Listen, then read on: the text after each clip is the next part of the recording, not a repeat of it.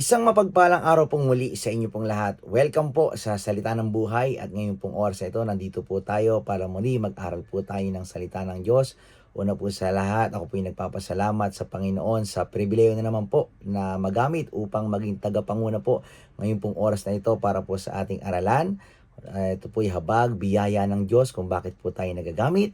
Salamat din po sa ating pong butihing Pastor Jun sa tiwala po sa aming mga preachers na kung saan patuloy po na kami pinagtitiwalaan upang maghayag, manguna po dito po sa ating salita ng buhay. At salamat din po Pastor Eric sa patuloy pong encouragement sa aming mga preachers. At salamat din ho sa aking mga kapwa preachers na patuloy pong nangangaral po ng salita po ng Diyos dito po sa ating programa sa Salita ng Buhay tuwing alas 5 po ng hapon. Maraming salamat po sa inyo, sa mga pastor, mga preachers, deacons po na kung saan ay naghahayag po ng salita po ng Diyos. Mayroon din po tayong mga bagong preachers, mga kabataan na kung saan ay nagagamit na rin po. Kaya ang encouragement ko po sa inyo ay patuloy lang po na kung saan tayo po maghayag, mag-aral po ng salita po ng Diyos. Salamat din po sa mga nagbibigay po ng tanging bilang, sa nagbibigay po ng special number bago po tayo mag-aral.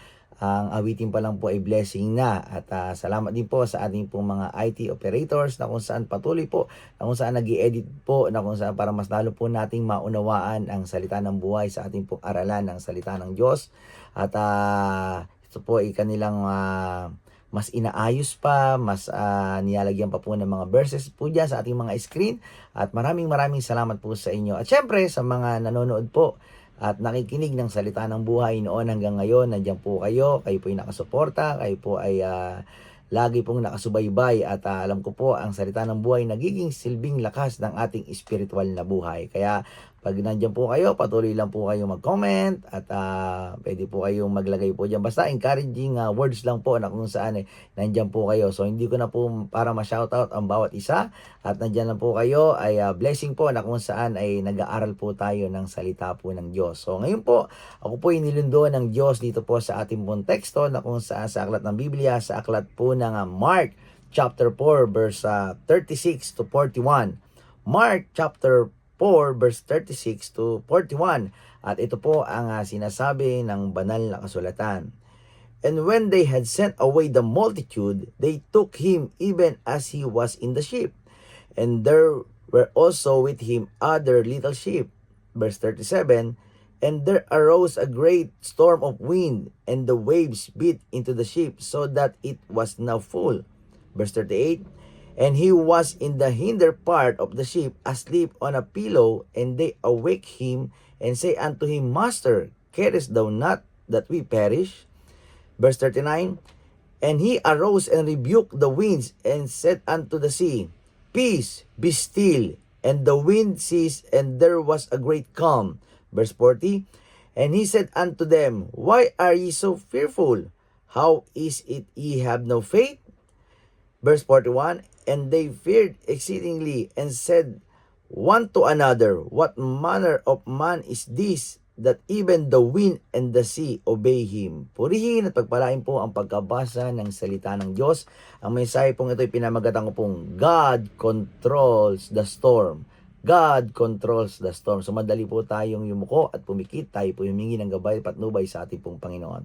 O aming dakilang Diyos, amang makapangyarihan sa lahat. Panginoon, maraming salamat po sa minsan pa kami po'y mag-aaral ng inyong salita.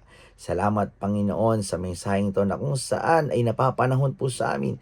Dahil ngayon po sa aming presenteng nararanasan ay may bagyo na kung saan kayo po ay nag-control, kayo po ang kumilos at gumawa po nito na kung saan humina at pumayapa po na kung saan kami po ay inyong iningatan. Maraming salamat po Panginoon.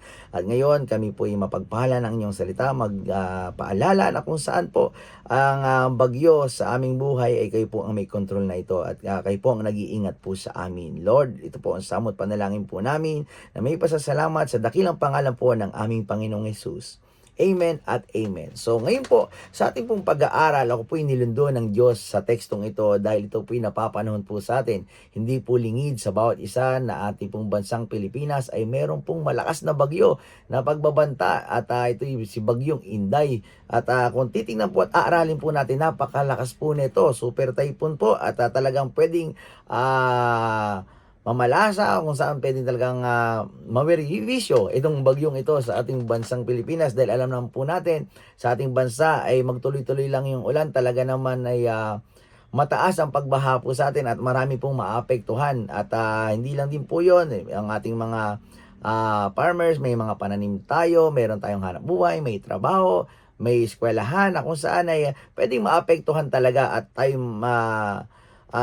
masantala na kung saan sa malakas na bagyong ito. Pero salamat sa proteksyon na ibinigay sa atin ng Diyos, ay tayo po ay iningatan at ang bagyo ay lumihis, tumaas at humina at pumayapa. So ito po na kung saan sa kwento rin pong ito na kung saan nangyari din po sa aklat ng Biblia. Ito po yung senaryo na kung saan ay ang Panginoon at ang mga alagad ay kasama niya po, sila po ay lumayag, sila po ay nakasakay sa malaking bangka at sila po sa kanilang paglalayag ay nakaranas po sila ng malakas na bagyo. At talagang napakalakas ng hangin at yung alon ay humahampas sa kanilang bangka. At talaga naman ay nangatakot dahil ang mga alagad ay nakasumpong at nakaranas po nito. At ang Panginoon ay kasama po nila. At ang sabi po ng Bible, ang ating Panginoon ay namamahinga. Kumbaga ay natutulog, pero alam ko po ang Diyos ay hindi natutulog. Siya ay namamahinga lang po at sinusubukan niya lang po yung kanyang mga alagad ay kung matatakot. Kaya sinabi rin po sa banal na kasulatan, kayo ba'y walang pananampalataya at kayo natatakot? Hindi nyo ba alam na ako kasama ninyo? Kumbaga, sa atin din pong presenteng buhay, alam natin na kung saan bilang isang Kristiyano o mananampalataya, nakakaranas tayo ng bagyo sa ating buhay. At ang bagyong ito ay alam natin, nakikita yung bagyo kasi ito yung malakas na ulan na nananalanta sa atin, at yung bagyo din sa ating buhay, ito yung mga problema, no? Alam, financially, namumblema po tayo. So lahat naman yata ng tao ng problema po yung financial Kasi dito po sa ating presenteng kalagayan, kailangan talaga ng financial dahil napakadaming bayarin, no? Kuryente, di ba? Sa pagkadating na ng kuryente sa ating bahay, talaga namang mamumblema ka na. Talaga namang pagka hindi ka nakabayad, putol ang kuryente, di ba? Hindi lang din po 'yon, meron din pong bayarin ng water bill, di ba? Yung wifi din, di ba? Sabi nga, maputulan ng lahat, wag lang daw yung wifi kasi yung ibang tao, pagka walang wifi, mainit ang ulo, di ba? At ang wifi ay nagagamit din po natin yan sa ating pong pakikinig ng salita ng buhay, kaya napakahalaga rin po ng internet connection. So kapag yan yung mga bills po yan hindi natin nabayaran, ay putol po, no? At salamat na lang yung ating pagtawag sa Panginoon ay hindi napuputol, unlimited. So ayun po yun, yung mga problema, yung mga bayarin pinansyal, at paano pag wala naman tayong problema pinansyal, pwede naman physical po na kung saan tayo po ay merong karamdaman, meron po tayong sakit na kung saan nararanasan, yan po ay problema rin, di ba? At kung meron din naman tayong emosyonal na kung saan ay problema, ay pwede rin po yan na kung saan magdulot na parang isang bagyo sa ating buhay. Yung emosyon na kung saan yung isip, kaya sa stress, medyo bawas tayo ng stress, at ang stress ay ipagkatiwala na lang din natin yan sa Panginoon. So yun po, maraming problema, hindi ko po alam kung anong pinagdaraanan po nating problema sa ating buhay, pero alam ko po ang bagyo ay laging may solusyon. Dito po sa kanilang senaryo, sa kanilang kwento, kasama nila ang Diyos. Tayo po bilang isang Kristiyano, ang bagyo sa ating buhay ay marahil ngayon binabagyo tayo, pinoproblema tayo, financial man yan, physical man yan, emotional man yan, spiritual man po yan. Laging ang solusyon sa bagyo ay walang iba kundi ang Panginoon. Dito po kasama po nila ang Diyos, kasama nila ang Panginoong Jesucristo. Iyon ang nagpapayapa sa bagyo. So ngayon po, meron po tayong tatlong bagay na pag-aaralan, meron po tayong tatlong makikita po dito. Number 1, God is present. Kasama po nila ang Panginoong Diyos. Ang ating pong Panginoon ay kasama nila sa paglalayag po dyan. Even din po sa ating pong buhay, kasama natin lagi ang Diyos. Diba po? Sabi nga po sa Bible, sa Psalms 46, verse 1, ang sabi ng Biblia, God is our refuge and strength, a very present help in trouble. Laging kasama natin ang Diyos. Hindi tayo iniiwan ng Diyos. Hindi tayo po pinababayaan ng Diyos. Lagi siyang sumasaklolo. lagi niya tayong kasama, hindi niya tayo iniiwan, hindi niya tayo iniiwan. Totoo ang sinabi ng banal na kasulatan. Nararanasan po natin yan sa ating buhay.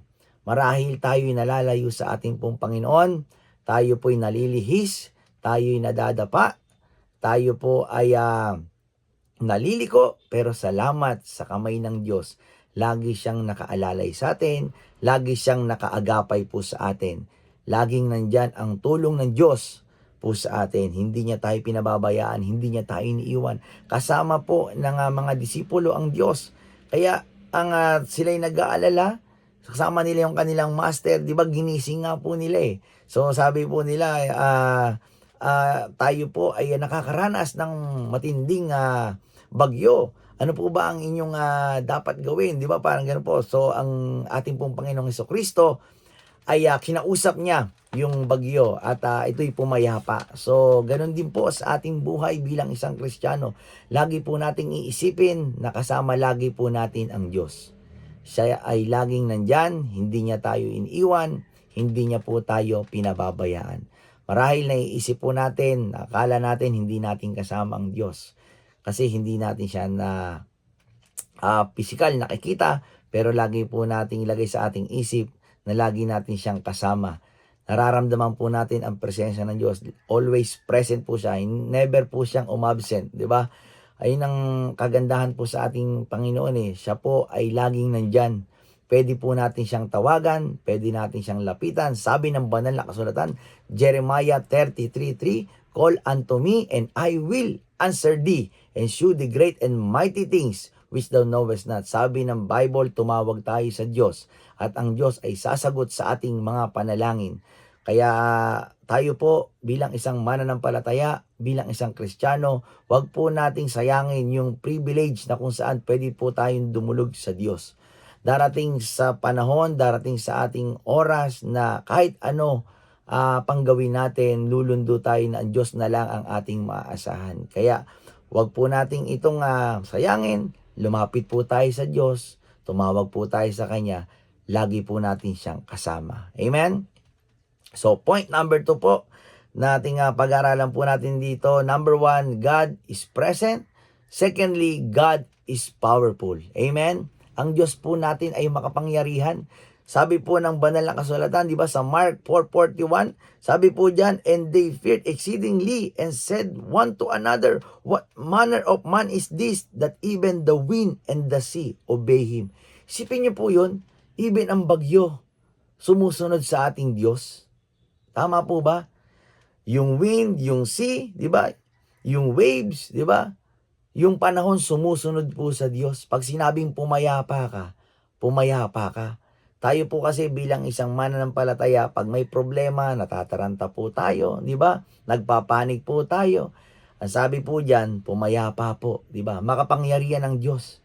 Naniniwala po ba tayo na ang Diyos ay makapangyarihan? Di ba siya na nga po ang gumawa ng langit, di ba? Siya na po ang gumawa ng mundo. Siya ang gumawa ng kalikasan, siya ang gumawa ng karagatan, siya ang gumawa ng kabundukan, at even tayo kanyang ginawa.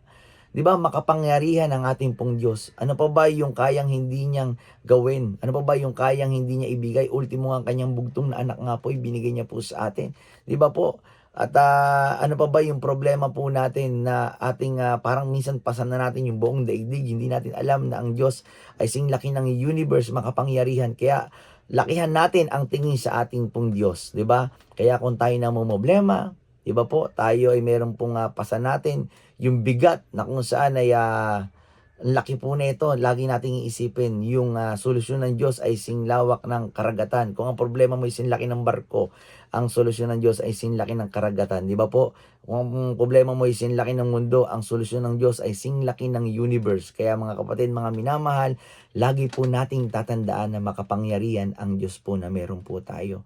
Kaya umasa po tayo sa Kanya, tumawag po tayo sa Kanya. Sabi, "And shew the great and mighty things," di ba po, "which thou knowest not." Makapangyarihan ng Diyos. Sasagot ang Diyos ayon sa Kanyang kalooban. Ang kailangan lang po natin gawin, magtiwala, maniwala at manampalataya sa ating pong Panginoon. Nakasama natin ang Diyos every time, di ba? Makapangyarihan po siya. tumawag lang po tayo sa Kanya. Ang gusto lang po ng Diyos, tumatawag tayo sa Kanya. Di ba? Kaya nga po diyan, di ba, kahit yung mga alagad, yung mga disipulo, nagpapanik, di ba? Ginising po siya. Ang gusto lang po ng Diyos, lalapit lang po tayo sa Kanya. Kahit ano na pong gawin po nila, hindi naman po, di ba, naging solusyon, di ba? Nagbawas na sila ng mga kagamitan, nagpapanik na sila, ano bang kailangang solusyon gawin diyan, di ba? Pwede po yun na ano mang, kahit anong gawin pa nila, kahit napakagaling pa po ng kapitan nila sa barko or kahit anong galing nilang mangingisda, di ba, nagpapanik pa rin sila kahit sila, dahil nakaranas sila ng matinding bagyo, di ba, sa ating pong buhay, niyayanig tayo, hinahampas tayo ng alon, di ba, at lagi natin tatandaan na kahit anumang alon pang humampas po sa atin, kasama natin ang Diyos na makapangyarihan. God is in control, di ba? God controls the storm. Kaya po niyang kontrolin, kaya niyang payapain ang bagyo na mararanasan po natin. Kaya anumang may bagyo sa ating buhay, lagi natin tatandaan, kaya ng Diyos po yan pakalmahin. Kaya even tayo, pag sinabi na ng Diyos na kumalma ka, kumalma na po tayo. Peace, be still, di ba? Kumbaga, ang Diyos ay napapasunod nga yung mga bagyo, di ba? Yung mga unos, ano pa ba po tayo? Lahat napapasunod niya. Minsan tayo lang pong mga tao ang mahirap pasunurin. Tayong mga mananampalataya, di ba? Ang titigas po ng ulo po natin na kung saan minsan parang marunong pa po tayo sa Diyos. No, hindi, preacher, hindi mo kasi nararanasan to. Ang bigat ng problema ko. Alam niyo po, mga kapatid, mga minamahal, bawat isa po sa atin, meron po tayong kanya-kanyang problema. Yung iba lang po sa atin, magaling lang magdala. No? Pero alam niyo po, dahil meron po tayong Diyos na kasama. Lagi lang po ba, pagka tayo po ba'y problema, may solusyon po ba yan sa problema na yan? Di ba, lalo lang po tayo problema. Maganda yung problema po natin, idulog po natin yan sa Diyos. At hayaan po natin na ang Diyos ang problema sa ating problema. Tutulungan po tayo ng Diyos. Ang gusto lang po ng Diyos, lumapit lang po tayo sa Kanya, tumawag lang po tayo sa Kanya. Ang Diyos natin, lagi natin kasama. Ang Diyos po natin, makapangyarihan po siya. Kaya tumiwala lang po tayo sa Kanya. Trust in the Lord with all thine heart. And lean not unto thine own understanding. Di ba po? In all thy will acknowledge Him and He shall direct our paths. Tumawag tayo sa Kanya, lumapit tayo sa Diyos at magtiwala po tayo sa Kanya. Yan po yung ating point number 2. God is powerful. Amen? Ang Diyos po natin ay makapangyarihan. Kaya dapat hindi po tayo nagdududa sa Kanya. Ang kailangan lang po, tayo po'y tumiwala sa Kanya at manampalataya sa Kanya. Point number 3 po, at dito po tayo magtatapos. Amen? Point number 1 po natin, God is always present. Secondly, God is powerful. Then thirdly and lastly, God gives peace. Ang Diyos ay nagbibigay ng kapayapaan, ng kapanatagan. Sinabi ng Bible po yan. Sabi po sa Isaiah chapter 2 verse Isaiah chapter 26 verse 3. Sabi po diyan, thou will keep him in a perfect peace, di ba? Minsan pumapayapa po tayo, pero iba yung kapayapaan na binibigay sa atin ng Diyos. Sabi po yan, whose mind is stayed on thee because he trusted in thee. Di ba po? Magtiwala lang po tayo sa Diyos. Bibigyan niya tayo ng kapayapaan. Di ba po? God calms the storm. Di ba po? Pinapapayapa ng Diyos yung ating din mga puso. Di ba? Kailangan mo lang magtiwala ka sa Panginoon. Sabi po ng Bible sa aklat ng Psalms 46 verse 10, sabi po diyan, be still, di ba? And know that I am God. Pumayapa po tayo bilang isang mananampalataya, bilang isang Kristiyano. Tumawag tayo sa Diyos. Ang mata natin, i-focus lang natin sa Panginoon, di ba? Keep your eyes on Jesus, di ba? At He will give peace, di ba? Papapayain ka, papakalmahin ka ng Diyos. Tumawag lang tayo sa Kanya. Bibigyan niya tayo ng kapanatagan. Kaya kung sa ngayon, tayo namumblema, anumang unos, anumang bigat ng ating naranasan sa ating buhay, sabi ng Bible, tumawag tayo sa Diyos, lumapit lang tayo sa Diyos. Papakalmahin ka niya, papapayain ka niya, di ba? Pumayapa, di ba? Yung bagyo po yan, pumayapa eh. Parang sa ating presenteng naranasan, yung bagyong Inday, napakalakas po nito. Makikita, talaga naman pag napanood mo po yung balita, di ba, sa Facebook, sa TV, sa radyo, na napakalakas po nito. Typhoon, talagang mananalanta po ito. Talaga pong mawemerwisyo itong bagyong ito. Pero nakita nyo po yan, di ba, inaalaw po ng Diyos ang bagyo sa ating buhay eh. Pero po saan? Para ang gusto kasi ng Diyos, tumatawag tayo sa Kanya. Lumalapit tayo sa Kanya. Minsan po kasi sa ating buhay, kapag tayo po payapa, komportable, 'di ba? Okay lang, 'di ba? Sagana naman tayo eh, 'di ba? Okay naman yung trabaho ko eh. Okay naman yung negosyo ko. Okay naman 'tong bahay ko. Okay naman itong tinitiran ko. Okay naman yung kalagayan ko. 'Di ba po minsan parang nakakalimot po tayo sa ating pong Diyos? 'Di ba po minsan nakakalimutan po natin mag-pray? Nakakalimutan po natin minsan po magbasa ng Biblia? Kaya po inaalaw po ng Diyos yung mga problema, yung bagyo po sa ating buhay para ma-realize po natin na meron tayong Diyos. Meron tayong Diyos na malalapitan. Meron tayong Diyos na maaasahan. Gusto po ng Diyos, tumatawag po tayo sa Kanya. Huwag po tayo makakakalimot sa Kanya. Kaya ngayon pong oras na ito po'y magsilbing paalala po sa atin. Simpleng devotion po na kung saan napapanahon na may bagyo. Hindi po tatapos ang bagyo eh. Di ba? Lagi lang po nandyan. Ang kailangan lang po pag may bagyo, tumiwala lang po tayo sa Diyos. Manampalataya lang po tayo sa Diyos na ang Diyos kayang pakalmahin yung bagyo. Di ba po? Ano ba naman yung bagyo? Wala namang bagyo na tumagal ng 1 taon. Di ba po? Pinakamatagal na niya siguro 1 linggo eh. Tapos di ba po, pumapayapa din. Di ba? Sa Bible po, meron naman din na nangyari nung ginunaw po, di ba, sa pamamagitan ng ulan, di ba? Pero natapos din naman po. Nagkaroon ng bahaghari. Dahil ibig sabihin, hindi na tayo gugunawin sa tubig, sa ano lang, sa apoy na lang, no? Kaya, pero salamat dahil bilang isang mananampalataya, hindi na natin mararanasan po yun. Kaya salamat po habang tayo may oras pa dito po sa salita ng buhay. Ang purpose po talaga nito, una, ay tayo po'y mag-aral ng salita ng Diyos. Pangalawa, ay tayo po'y makabahagi ng kaligtasan sa ating pong Panginoong Hesukristo, sa ating pong Diyos na nagbibigay ng kaligtasan. Na kasi po tayo po'y makasalanan, kailangan po natin humingi ng kapatawaran sa ating kasalanan at buksan ang ating puso, tanggapin ang ating Diyos bilang Panginoon at tagapagligtas ng ating buhay. At pagtapos po nito, tayo po'y tumanggap sa Kanya, bibigyan tayong karapatang maging anak ng Diyos, bibigyan tayong ng kaligtasan, ng buhay na walang hanggan sa kalangitan. Kaya kung tayo may bisita, tayo man po'y first time lang nakikinig po dito, tayo po'y tumanggap sa Panginoon sa huling panalangin po dyan ay tayo po'y sumunod sa panalangin ng kaligtasan na tayo man po bilang isang Kristiyan. Tiyakin po natin na kung saan ang ating pong buhay ay meron po tayong buhay na walang hanggan na. Kaya kung tayo po hindi pa nakakatiyak, tiyakin po natin yung kaligtasan po natin sa Panginoong Hesukristo. Hanggat may oras pa, ang Diyos kumakatok sa ating mga puso, ang nais ni Jesus, tayo magkaroon ng buhay na walang hanggan. Kaya ngayong oras na ito, sa ating pinag-aralan po, mga kapatid, mga minamahal, ay nagsilbing paalala. Pagpapala po sa atin, God controls the storm. Papapayain tayo ng Diyos kung tayo po ay nakakaranas ng bagyo. Yung bagyo po dapat nating mararanasan ay pinapayapa na ng ating pong Diyos. Nagsilbing paalala po sa atin, meron tayong bagyo rin na kung saan pinaproblema natin financially, physically, emotionally, and then spiritually. Diba? Kung tayo may nanghihina na, lumapit tayo sa Diyos. Kung tayo man po na problema financially, marami tayong bayarin, lumapit tayo sa Diyos. Mayaman ang Diyos po natin. Amen? Kung tayo man po na problema physical, meron tayong karamdaman, ang Diyos ang pinaka best na doktor, ang panalangin ang pinaka best medicine, di ba?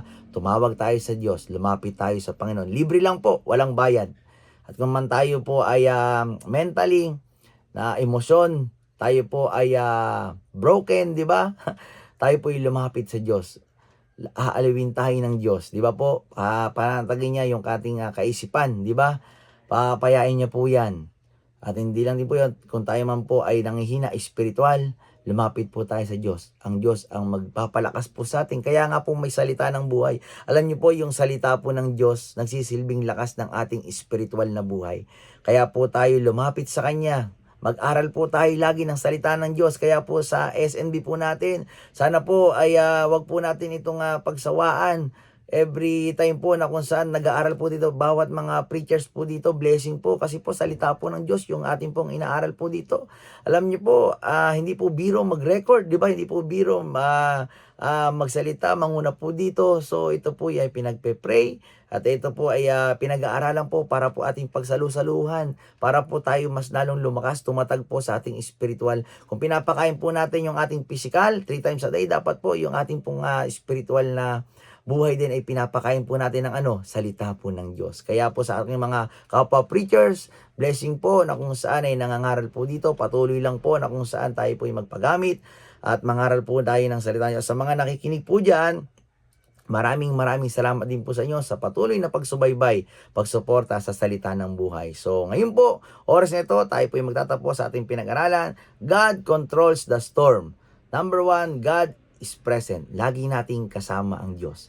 Hindi tayo iniiwan ng Diyos. Kung piling mo, iniwan tayo ng Diyos, never tayong iniwan ng Diyos. Pangalawa, God is powerful. Makapangyarihan ang Diyos. Kaya kung meron na po tayong problema, suliranin sa ating buhay, lumapit tayo sa Diyos. Makapangyarihan ang Diyos po natin. Tutugon po siya ayon sa kanyang kalooban. Makapangyarihan ang Diyos. Wala nang hindi kayang gawin ang ating pong Panginoon. Thirdly and lastly, God gives peace. Nagbibigay ang Diyos ng kapayapaan, kapanatagan. Kaya dapat lang po tayo bilang isang mananampalataya, bilang isang Kristiyano, pumayapa po tayo, pumanatag po tayo. Ipagkatiwala na po natin yan sa Panginoon. Anumang problema, anumang bigat, hindi ko po alam. Pero lagi ko pong tatandaan sa inyo, iba-iba po tayo ng problema, bagyo sa ating buhay, pero isa lang ang solusyon. Walang iba kundi ang ating Panginoon. Lumapit lang po tayo, tumawag lang po tayo sa Diyos. Kayang solusyonan, pumayapa lang po tayo. Ang bagyo, pumayapa eh.